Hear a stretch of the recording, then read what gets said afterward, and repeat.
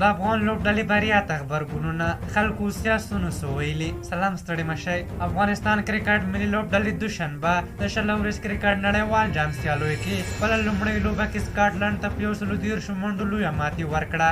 دا بریا ته بند چې د افغان کرکټ مینوالو لپاره د خوشحالۍ خبره وه، خو په لوبه کې یوې بلې صحنې تر بریا هم ډېر د افغانانو احساسات راوپارول. د لوبې په پیل کې افغان لوبډله د افغانستان درې رنګه ملي بیرغ سره میدان ته دننه شوه. ورپسې د افغانستان ملي سرود دا وطن افغانستان دی وغږول شو او د همدې سرود د غږېدو پر مهال د افغان لوبډلې کپتان محمد نبي سترګې اوښکې راغلې. له دې صحنې سره سم پر افغان خواله رسنیو د افغانستان د ملي سرود، ملي بیرغ او ان ملي هویت په اړه لیکنې او پوسټونه پیل شول. د لوبې پر مهال او د افغانستان له بریا وروسته د افغان لوبډلې ګڼ شمېر مینوالو د محمد نبي هغه عکس شریک کړی چې دی پکې له خپلو سترګو اوښکې پاکوي. ګڼو مینوالو لیکلي دا د یو ملت لپاره د یو کپتان اوښکې دي او د محمد نبي احساس د ټول افغانستان احساس دی. خو خبره یوازې د کرکټ د عامو مینوالو نه وه، بلکې د افغانستان او پښتونخوا یو شمېر سیاستوال او پخواني چارواکي هم پر دې بحث ورګډ شول. پرځول شوي افغان ولسمشر محمد اشرف غني پر فیسبوک پاڼه افغان ولس ته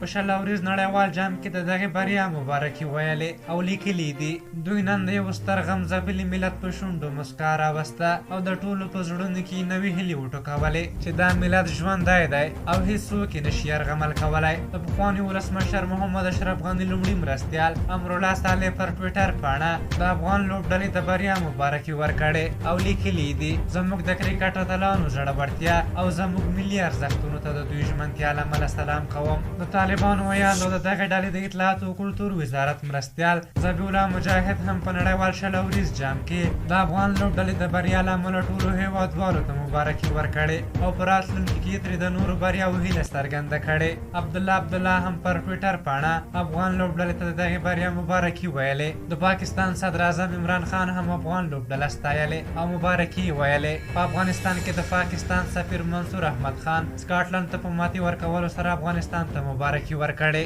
د پښتون ژغورنې غورځنګ مشر منظور احمد پښتين هیله څرګنده کړې چې تل د افغان لوبغاړي د افغانانو د خوشحالۍ سبب وګرځي. د پاکستان د ملي اسمبلۍ غړي او د ملي جمهوري غورځنګ ګوند مشر محسن داوړ پر ټویټر پاڼه لیکلي د افغانستان د کرکټ ملي لوبډلې لخوا د افغانستان بیرغ چې په افغانستان کې منع دی د افغان لوبډلې لخوا رپول شوی. دا د هغه ملت بریا ده چې د ترهګرو لخوا یرغمل شوي چې د په خبره د ترهګرو لخوا یرغمل شوي. نوموړي افغان لوبغاړو ته د لا نورې بریا هیله هم کړې. راشد خان هم ټولو ته د دې بریا مبارکي ورکړې او په نړیوال جام کې دغه بریا د ښه پیل په توګه یاده کړې. د طالبانو یو مهم غړي انس سکاني بیا دومره لیکلي چې افغانستان وګټله. په هر حال تاسو د غبرګونونو په اړه څه نظر لرئ؟ خپل نظرونه هم راته په کومنټ کې ولیکئ. که زموږ ویډیو مو خوښه شوې وي ضرور لایک کړئ. چې بېرته ستاسو پر تر ازم په ویډیو بخون کې خدای مو سپارم. الله پامان.